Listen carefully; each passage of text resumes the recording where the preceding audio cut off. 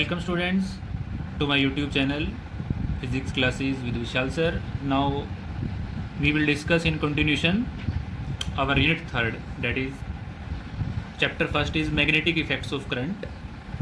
इससे पहले हमने देखा कि जो मैग्नेटिक इफेक्ट ऑफ करंट है वो हमारे पास कब किसने डिस्कवर किया था, that is ओस्टर्ड experiment. According to ओस्टर्ड्स मैंने current is flowing in a wire,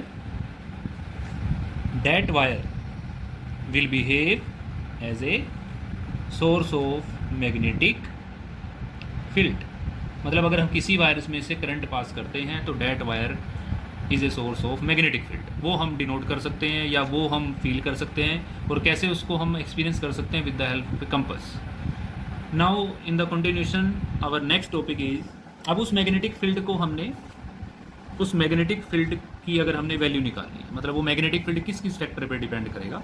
किसी भी वायर का मैग्नेटिक फील्ड, किसी भी कंडक्टर का मैग्नेटिक फील्ड जब हम उसमें से करंट पास करेंगे तो वो किस किस फैक्टर पे डिपेंड करेगा, that is tell by Biot and Savart, and the law is Biot Savart's law. According to Biot Savart's law, if we have a current carrying conductor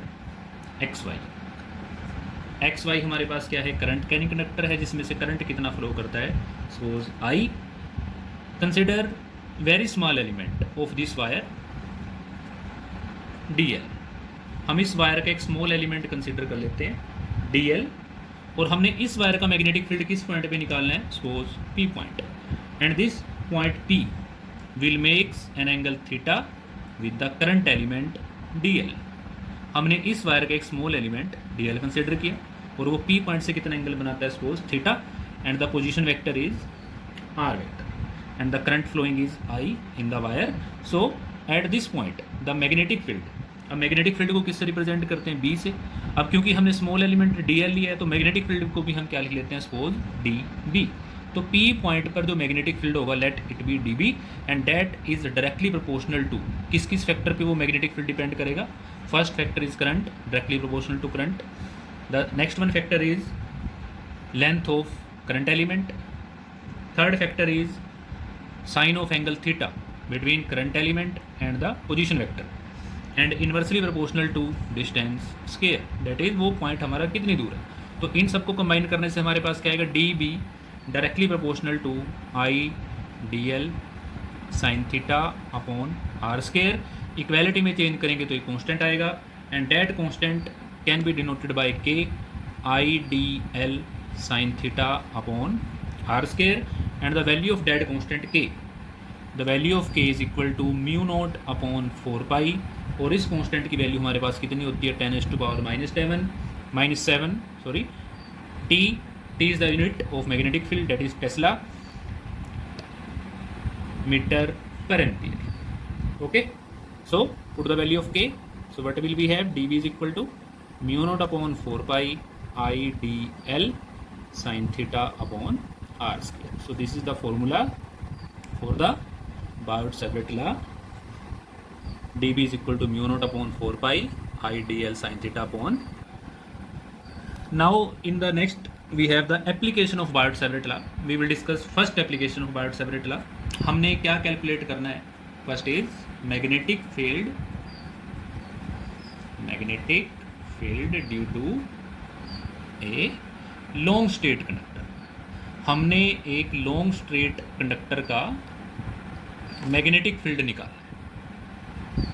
अब वो निकालने के लिए सबसे पहले हम एक लॉन्ग कंडक्टर कंसिडर कर लेते हैं. X Y is the long conductor. Now as we know, अब जैसे हमने बायोट-सावर्ट लॉ में देखा कि एक्स वाई अगर हम कोई कंडक्टर लेते हैं तो उसका एक स्मॉल एलिमेंट क्या कंसिडर कर लेते हैं, let it is D L. और हमने इसका मैग्नेटिक फील्ड किस पॉइंट पे निकालना है, let the point is P. Again the position vector is R vector, join this line also and these line also. उसके बाद हम कुछ एंगल ड्रॉ करेंगे. This angle, suppose this angle is phi 1, this angle is phi 2. These are the end points angle with the conductor. This point is Q, this point is O, and this angle is theta. Theta is the angle between position vector and the current element, that is dl vector, and this angle will be phi. Okay, so now we have to calculate the magnetic field at point P using Biot-Savart law. Another, we take the distance from point O to point Q, that is L. So सबसे पहले हम Biot-Savart law लिखते हैं. क्या होता है हमारे पास, dB is equal to mu naught upon 4 pi I D L sine theta upon R square. उसके बाद हमारे पास now we have a right angle triangle. हमारे पास एक राइट एंगल ट्रायंगल कौन सी है, ओ क्यू पी. ये एंगल हमारे पास कितना है, 90 degree. So O Q P triangle में हम क्या निकालेंगे. अब ओ क्यू पी में देखिए ट्रायंगल के तीनों एंगल्स का सम क्या होता है, 180 डिग्री. अब एक एंगल तो 90 है ही है, तो दो एंगल कौन से बचे, थीटा एंड फाई. तो हम क्या लिख सकते हैं, in triangle right angle triangle O Q P theta plus phi is equal to 90 degree. उसको हम इक्वेशन में लिख लेते हैं. तो यहाँ से थीटा की वैल्यू हमारे पास क्या आएगी, 90 माइनस फाई. बोथ साइड हम साइन एंगल ले सकते हैं, तो sine theta is equal to sine 90 minus phi and sine theta is equal to sine 90 minus theta cos theta. So 9 sine theta is equal to cos phi. इस equation को हम क्या number दे सकते हैं, इक्वेशन नंबर 2. नाउ ऑल्सो हमारे पास क्या है, इसके बाद हम सेम ट्रायंगल में कोस फाई की वैल्यू निकालेंगे. कोस फाई क्या होगा हमारे पास, कोस फाई हमारे पास क्या होगा, बेस अपॉन हाइपोटेनियस.